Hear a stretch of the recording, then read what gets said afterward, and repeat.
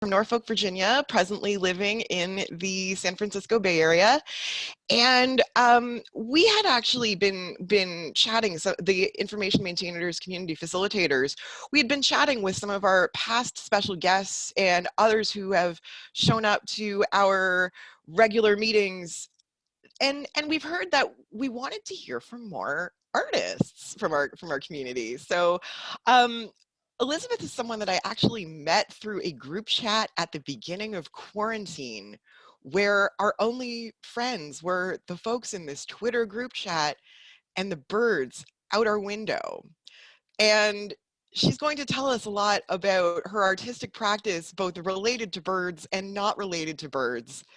But we're going to talk through some of the uh, some of the conversations that we've been having over the last few months when it comes to documenting one and maintaining one's digital art practice, one's digitally mediated friendships and relationships, and how these fit into our our lives that are both in the clouds, in the sky, and in physical form.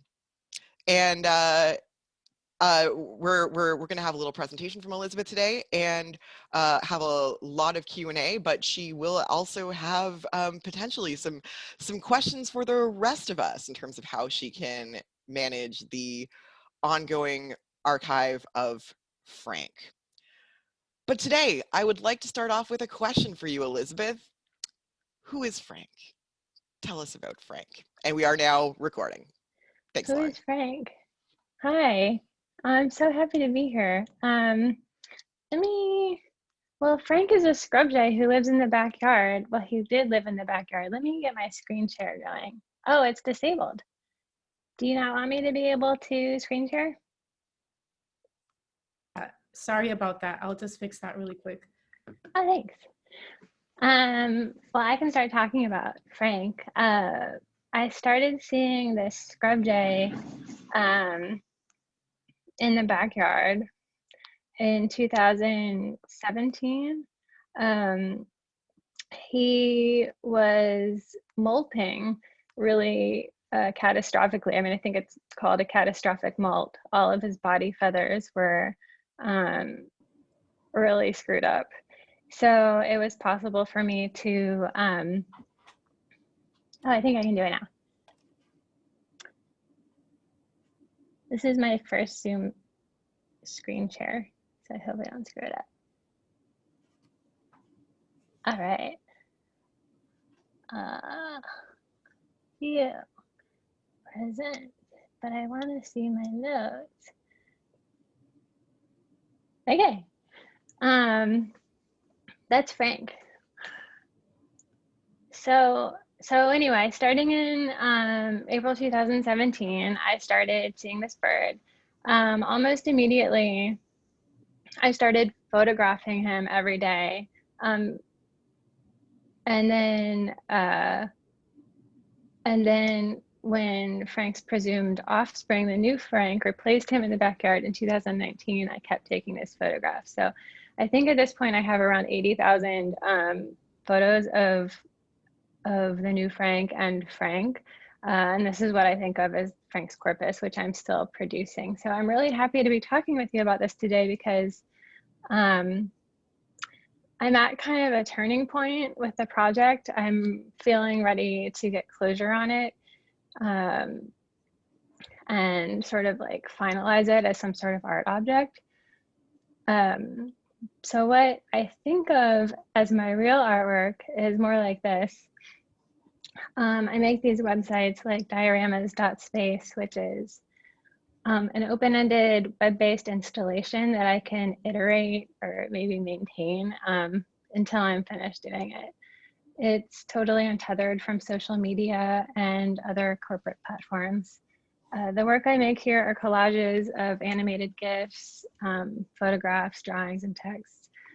I'm really interested in observing and describing like the non-human world in kind of an everyday way, like what I see when I'm on my way to the grocery store, or this particular piece with the whale is about taking the bus to see a gray whale that washed up dead on Ocean Beach in San Francisco. Another project that's ongoing is Abject Sublime, which is essentially just a blog for photos, videos, and kind of poetry like texts. Both of these websites are hand-coded HTML, CSS.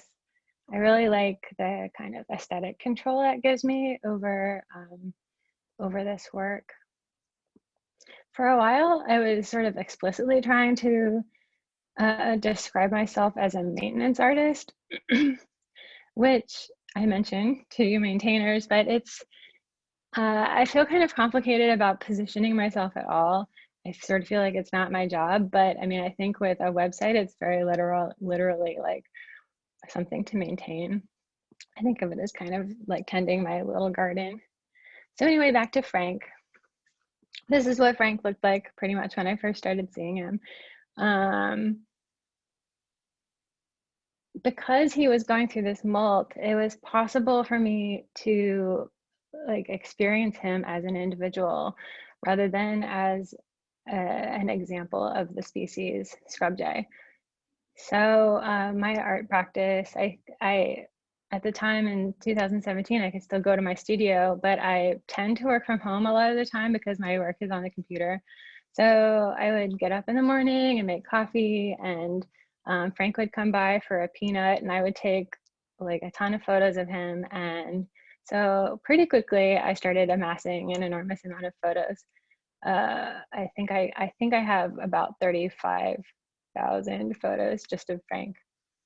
And at first I thought that was it. Like maybe the corpus was just Frank photos. Oh, he did eventually smooth out. It took a while. My friends thought he was dying, but no one wanted to tell me that.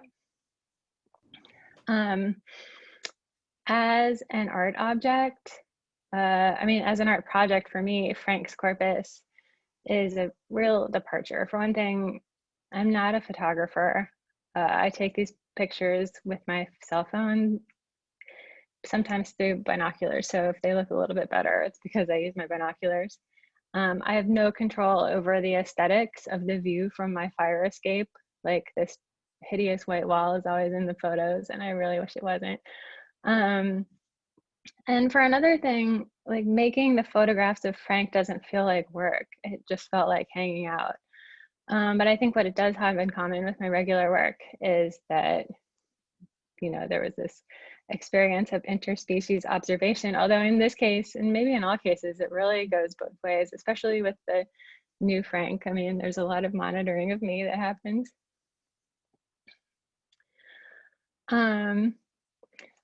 The big heartbreak of my Frank project is that if I read the situation correctly, in 2019, he was driven out of his territory by his own offspring, the new Frank. The new Frank took some getting used to. He also presented me with this chance to appear in Frank's corpus. I don't let him stand on my head so much anymore if I can help it. If I can help it, but for a period of you know, a few months at the beginning of the COVID lockdown, I was only touching the new Frank and my husband Peter pretty much. So at this point, still working on these photographs, I have an additional 45,000 photos of mainly the new Frank. So I've been thinking about the physical and digital boundaries of Frank's corpus. There's the backyard. There's Frank, the new Frank, Frank's mate, Smooth Friend, and the new Frank's mate, Tail Probs, who has a tail now, so it's fine. There are various other rivals. There are 6 beech trees that support almost everything that goes on in the backyard. There's a pond that forms on the white roof I hate when it rains. I saw bluebirds there once. The Frank narrative took place mainly on Twitter, so my Twitter archive is part of Frank's corpus.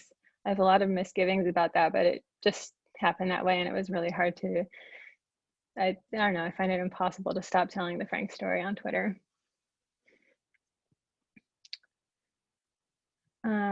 There is some ephemera associated with Frank's corpus. This is a protest sign I took to the Kids Climate March in September of 2019. I also have a glass jar of Frank's feathers that I collected off the fire escape. And I have a little bit of Frank fan art that other artists made, which I really adore. I kind of think of my photos as Frank fan art, so I think the fan art is maybe Frank fan art, I don't know. Anyway, I love the word corpus, how flexible it is. The body, the archive, the container. In a way, you know, I mean, Frank is his own corpus. The photographs are his corpus. And I think in a way I'm Frank's corpus. I would like somehow to figure out how to contain in the corpus the experience I've had over the last 4 years of being friends with a free wild bird.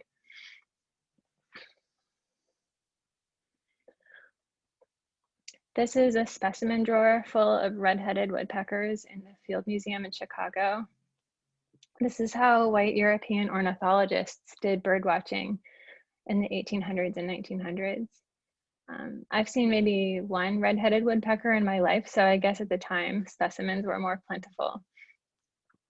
In spite of their violent origins, these collections are useful to scientists now, for example, to track the effects of climate change on birds' bodies over time.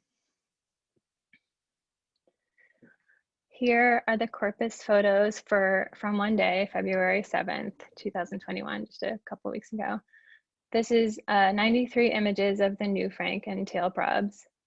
I've been wondering about the usefulness of my photographs. Might they be useful to others in some way that I can't conceive of right now? Might they be useful to scrub jays? I mean, scrub jays did all the work pretty much. I want them to be useful, but a big part of me just wants to preserve them in face of our uncertain collective future. Part of me feels like we have all the information we need. Scrub jays cache food for future use. They can remember many places that they've put things. Frank had all of these clever caches on my neighbors' houses, like this one above a floodlight. So I feel like what I'm doing right now is trying to figure out how to organize my caches. I will probably keep taking photos, but I would like to get the corpus more or less stabilized as an art object. Right now, it's kind of a mess. I'm embarrassed to tell you, but it's better than it was. But I have probably, I don't know, 50,000 photos still on my phone, but they're intermingled with all the other sorts of photos I take. And I have a backup of most of them, like a physical hard drive backup in my apartment. I also have, I think, almost a complete set of the photos uploaded to the cloud through Adobe Lightroom so that I can upload new ones like intermittently from my phone. I have on Lightroom identified sort of the date range of the corpus, but I need to start extracting the unrelated photos from that range, I think. I mean, this is like the process that I'm anticipating anyway, but I would like to hear if you have other ideas. Anyway, what I'm picturing for the corpus is something kind of like my website, something more untethered and neutral, like just files and folders in local drives with a comma delimited list or something of all the file names that I can back up. That's kind of it. So what do you guys think? Thanks for giving us that overview. I wanted to pick up on something that you had told me when in conversation yesterday when we were preparing for today. You talked about your backyard, your view as really not your aesthetic. This is not the, so you had started off discussing your documentation of this human bird relationship as an art project, but one that does not represent you as an artist.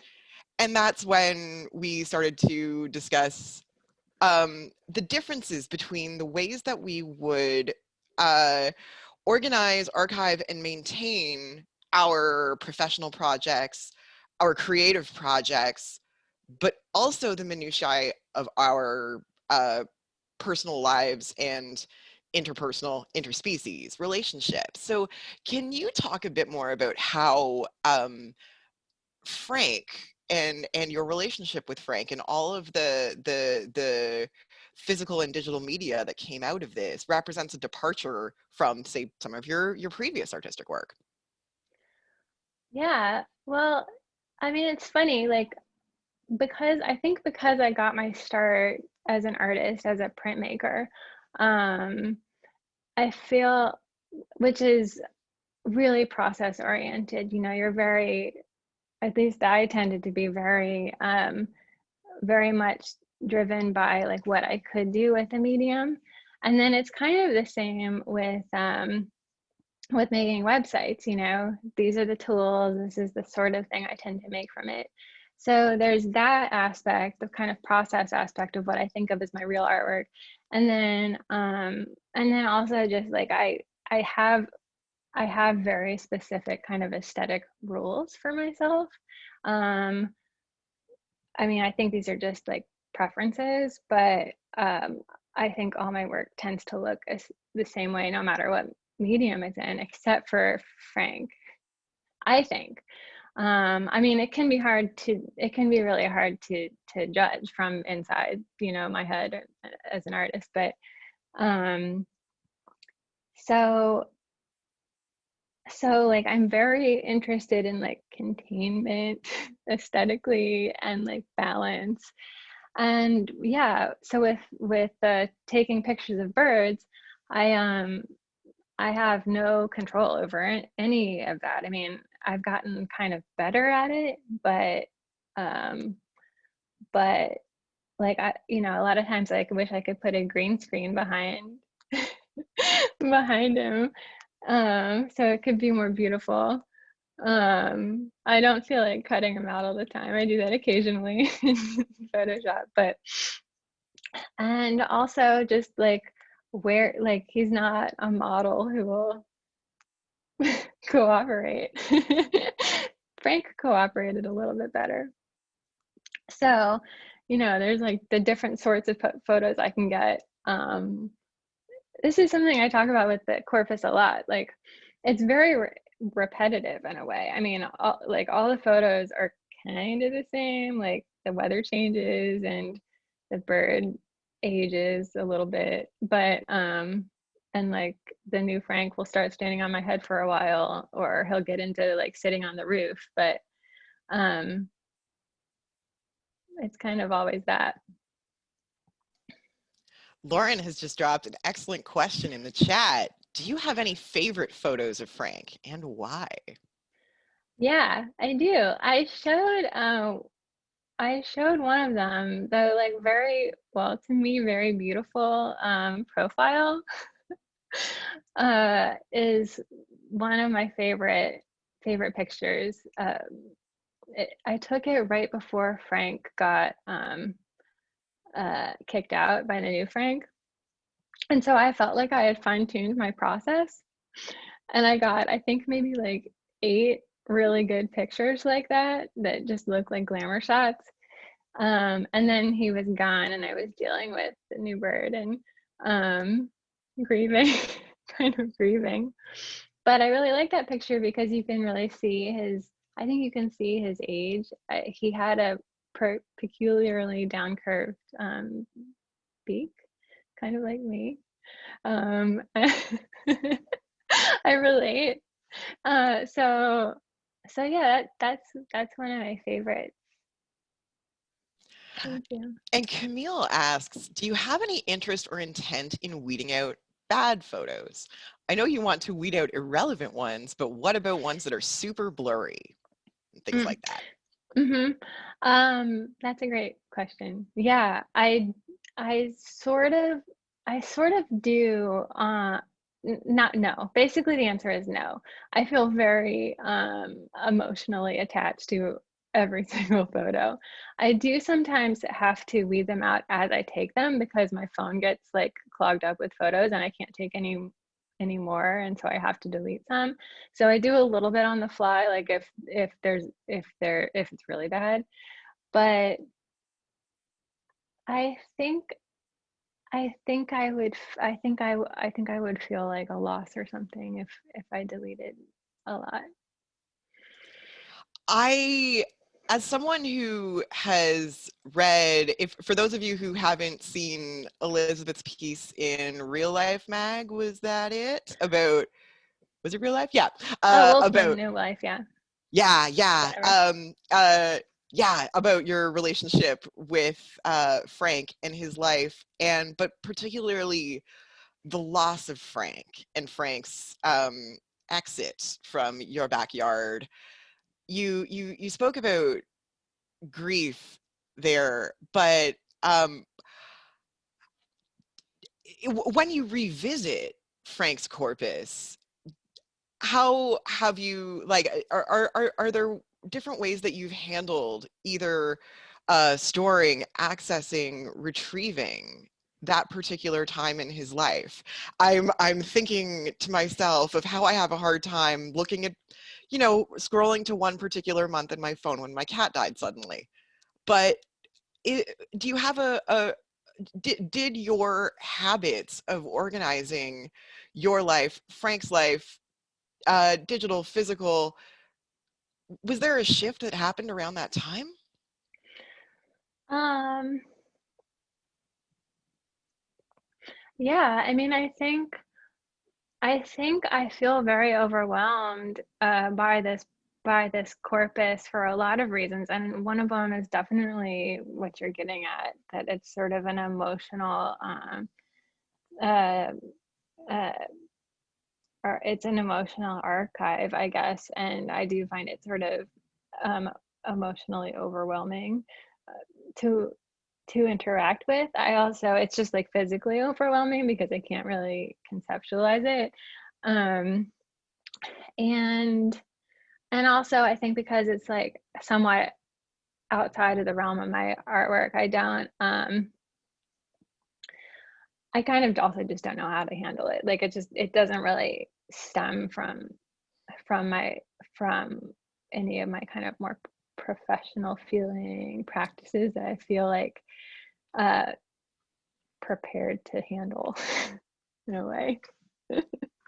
As someone who is now only getting to know their father 20 years after he died, in part because of Mm, this archive of stuff he left behind, there are definitely times and places to coming back to such a corpus and having to look up particular details that one never thought they would have to, descend into the archive to find a mm, particular piece of information in an overwhelming, both in this case,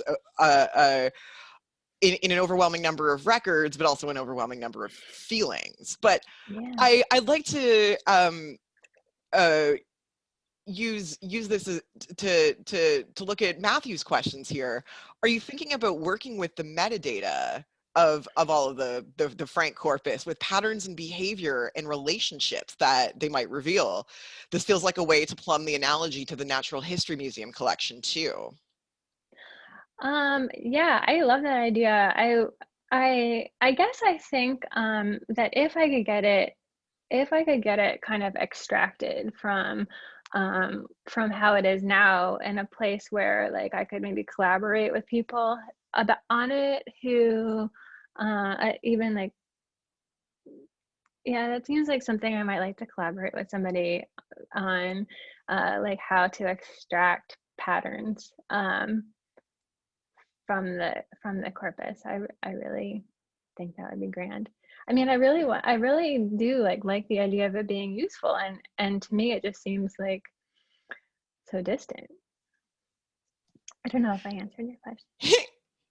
Well, as I saw certain names pop up into the participants list here. I really wanted this to be a space where we would get to learn about you and Frank, but also you could learn from folks who are here, as there are in attendance lots of folks who may be able to help out with this. Um, I'd like to pick up on Jada's question here. I really appreciated what you said about the usefulness of the project. You said that sometimes you think we have all the information we need. Can you say some more about that? Well, you know, it's just, I've been thinking in the midst of this climate disaster happening in Texas right now, and what we went through here in the Bay Area last fall. I mean, we know what's going on with the world. We know why birds disappear or fall out of the sky, and we need to, you know, to change everything to make that stop. So I guess it makes me feel like even like an archive like the ones that are in many natural history museums and like mine are kind of you know, just beside the point.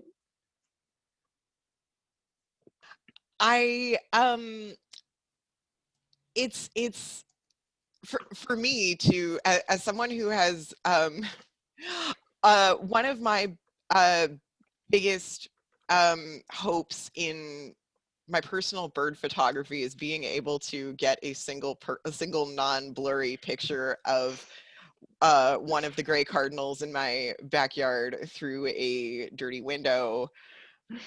And I remember the day that the new Frank sat on your head for the first time, and what a massive delight that was for me, as someone who just tries to keep my backyard, you know, habitable and friendly for birds. But I think that the moment of all the moments of friendship, and it is true friendship that you established with all of these birds in your yard, is really critical in reconceptualizing how we think about climate change. But simultaneously, and this goes back to Jada's question about having all of the information we need, I also wonder at the time, what are we necessarily entitled to know, and what are others entitled to know about our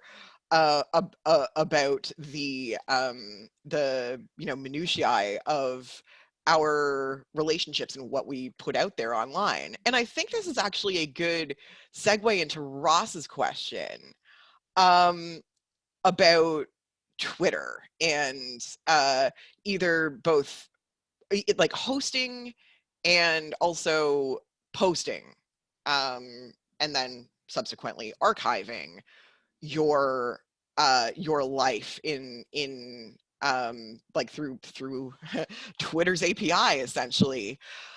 But Ross says, I've also wrestled with Twitter as a repository for an art project's output. It would be great to hear more about what your hesitations were, but also how your experience has been having to manage it afterwards.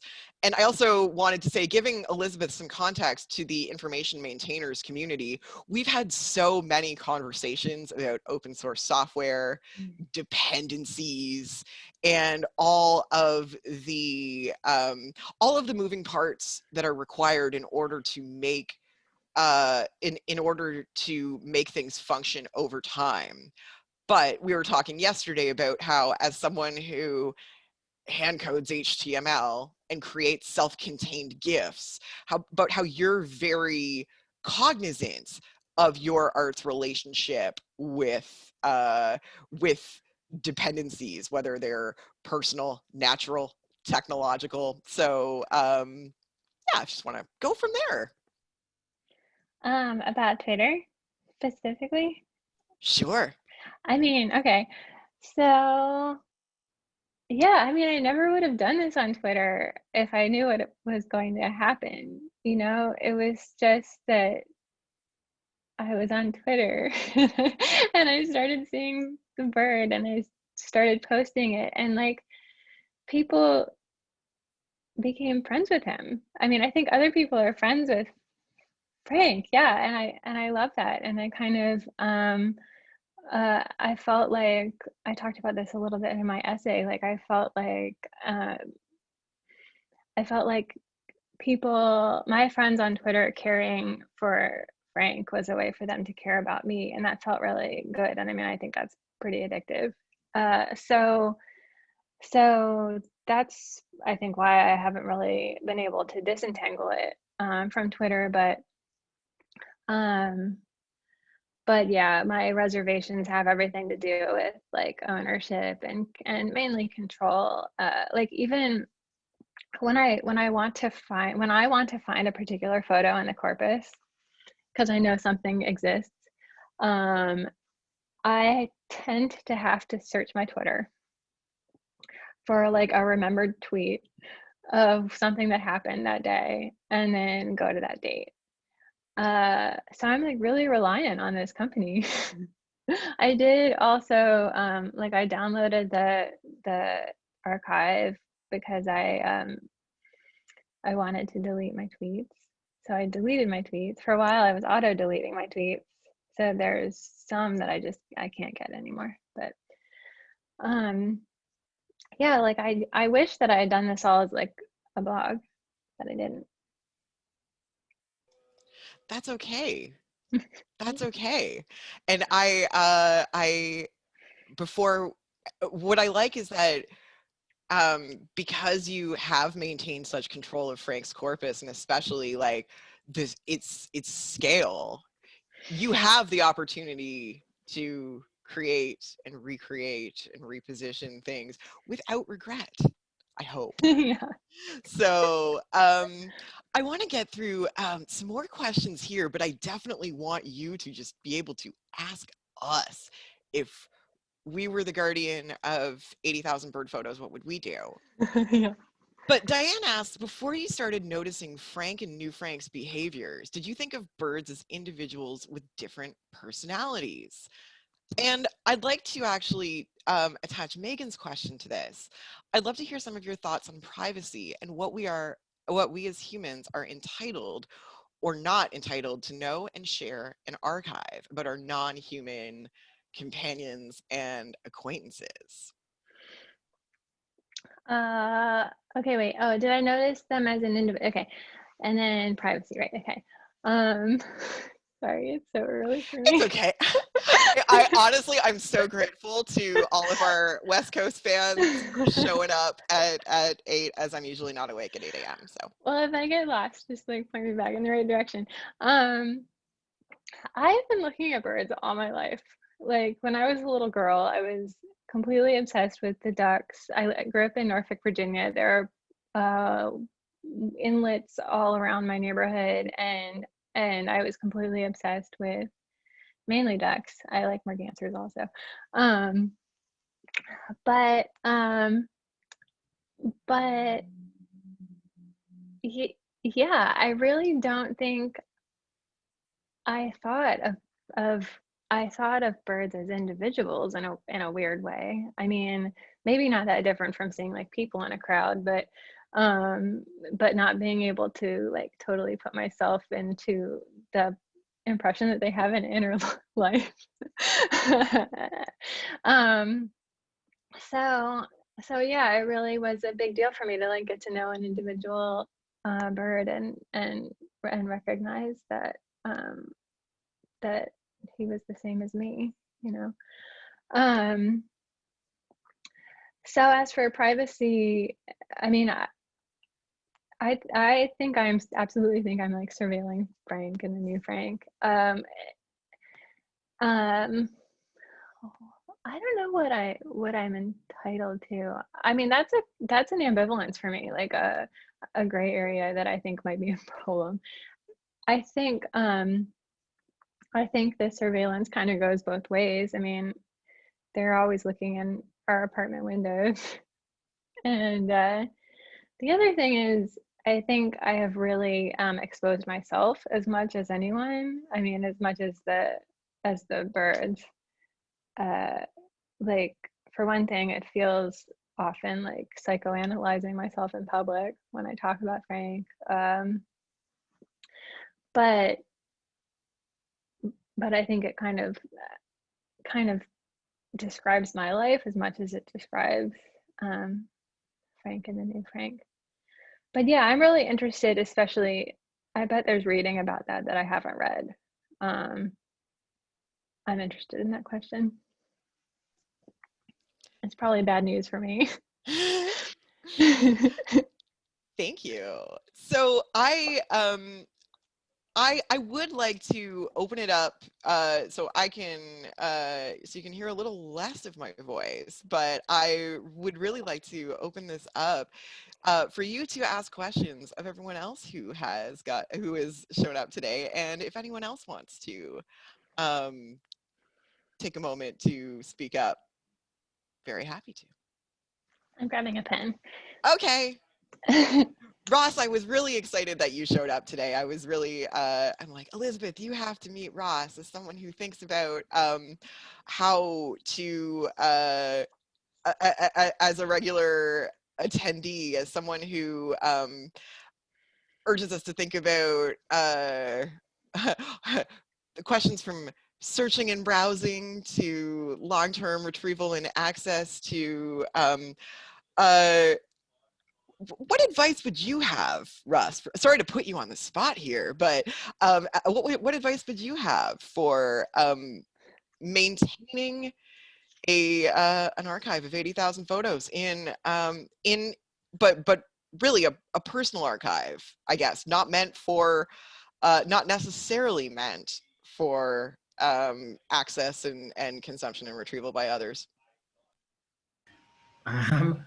I don't know. I don't know if I've got anything specific to that. What I will, I think one of the things, like the context of my question about the Twitter, and it might be useful to other people, is I didn't know, probably like you, Elizabeth, I don't think I knew where my little project was going. Like I started posting things there and through the API, and then I just started really liking it. And then I thought, oh no, now I have to think about archiving it. Which is a lot like my regular Twitter account, actually. One of the lessons I learned from my regular Twitter account is once I made, I was wrestling with like certain interactions with different tweets. Once I made it private, when I turned it public again, I was no longer able to find my tweets. So there's a tale of caution there about, there is, yeah, like they just never re-index my tweets, and I used to use them all the time as like this search index. And that's pretty terrible advice coming from someone who works in archives, to say everyone can fall into this trap basically, and I did, and there are ways to avoid it, but I don't know, be careful. But actually, Ross, that's something that Elizabeth and I had talked about yesterday. When we start to see projects as not necessarily professional practice or creative practice, when things just start off as, say, a Twitter joke shared between pals, bird photos that end up in a group chat, and then they start to take on a life on social media in a way that was not necessarily the intended platform. But that's how you know that this project, like, sometimes that is where you become aware of a project having meaning to others and sometimes yourself. So I'm really interested to hear from everyone here. Do you have ways that you or do you have different standards for yourself when it comes to the practices that you use to maintain your professional life versus your personal life? I can tell you that my file organization when it comes to my day job is a lot better than say all of my folders of research for my master's thesis, which were like renamed in shame don't go back into this because I don't want to remember that time in my life. But does anyone else have anything to share on the personal versus professional file management and archiving front?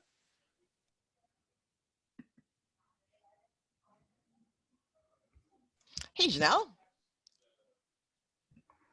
Hello, thank you. Oh, sorry. Did you have something to? Oh, No, I you're just saying just got in. hi. Oh, cool. Yeah, sorry. Sorry about that. Yeah, no. We're just talking about yeah, differences in how we manage our respective digital and physical lives, but when they bridge the personal professional divide. I'm personally really interested to hear from Ashley if she's got anything to say here. Sorry to put you on the spot, but I know that Ashley does a lot of work around digital archiving, personal web, all of this. Oh God, I don't know if I would know where to begin. I feel like kind of lately I've been so burnt out with work that I also want to burn down any of personal archives. I did start auto deleting my tweets, for example.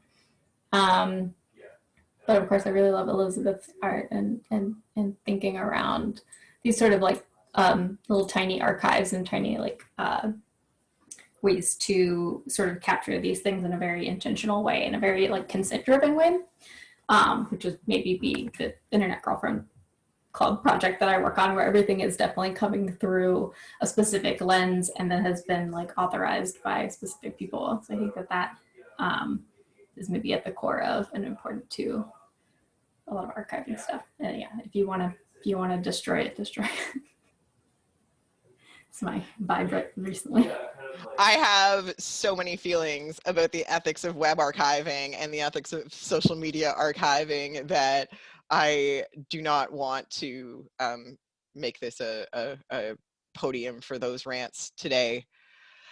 But Kimberly says, when you have an emotional connection to your own archives, it's a lot harder to manage the material than it is in your work environment. 100%. And Sherry asks, related to Ashley's response, Elizabeth, is there anything within this project that you want to be ephemeral and that you're fine with losing the details of? Wow, that's such a good question.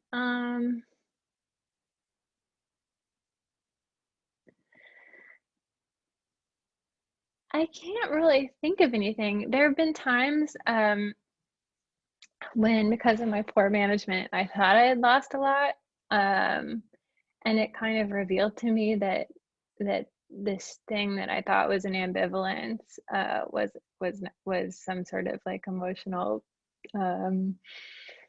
band-aid. I think like I flipped the fuck out when I thought I lost like 2 months of Frank photos. So no, I think I really want it all, but I'll think about that some more. It would be nice if I could slim it down, although I think I'm getting the sense maybe that 80,000 photos to like information professionals is not that huge, which would be great. That would make me feel better.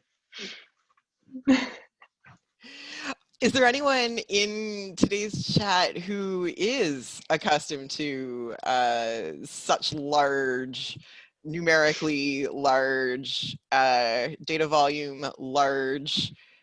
Is 80,000 photos a big thing or a small thing to the people in attendance?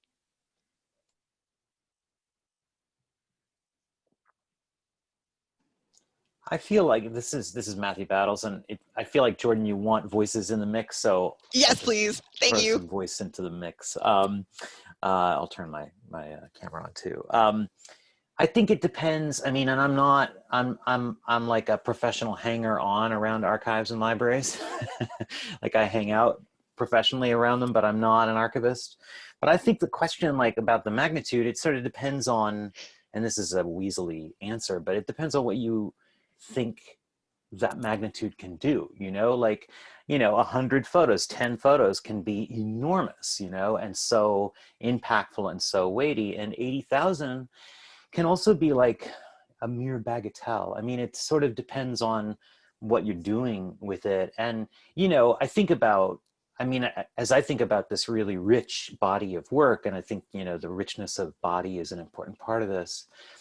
And these little bodies, these little bird bodies, compared to the enormous scale of this archive are beautiful to think about, but like scale and ratio begins to come to mind. And how can you play across the scales of magnitude? Like, and I don't know if you said this before I was able to join, but is there a ratio between tweets and photos? Like how many, you know, how many tweets, how many photos are there for each tweet? Was every photo tweeted at some point?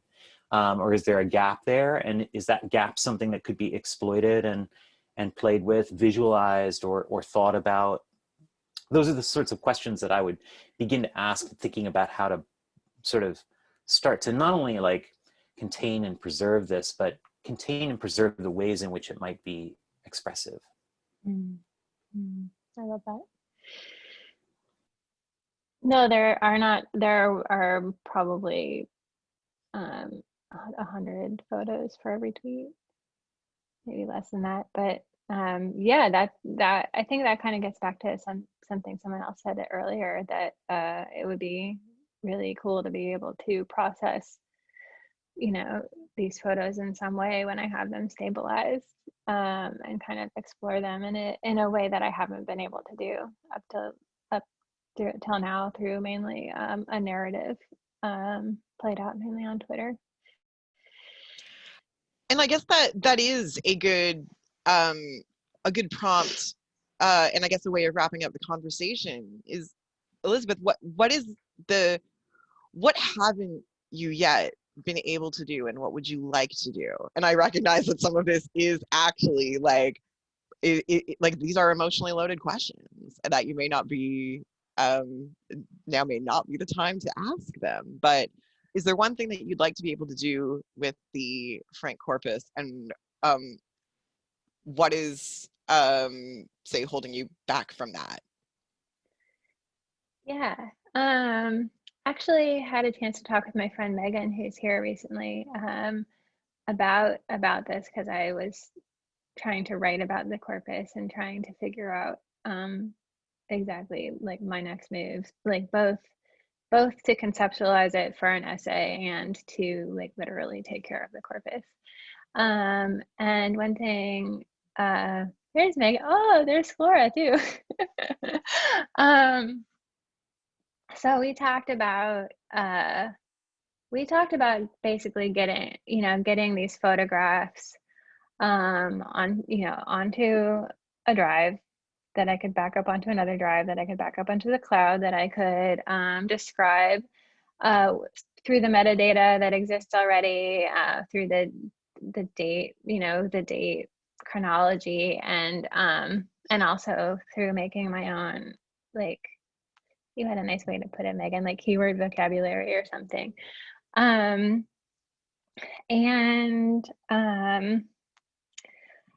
So I think kind of like what's keeping me from doing that, but I think I just need to do it, is the fact that I don't really feel like I can stop taking pictures.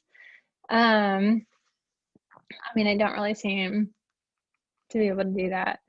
So I think ideally what I would like to be able to get to is a place where that's done, even though I'm still taking pictures, they're residing somewhere that feels stable and neutral to me. And then hopefully then I could have some sort of new workflow that would be more kind of like long-term appealing to me.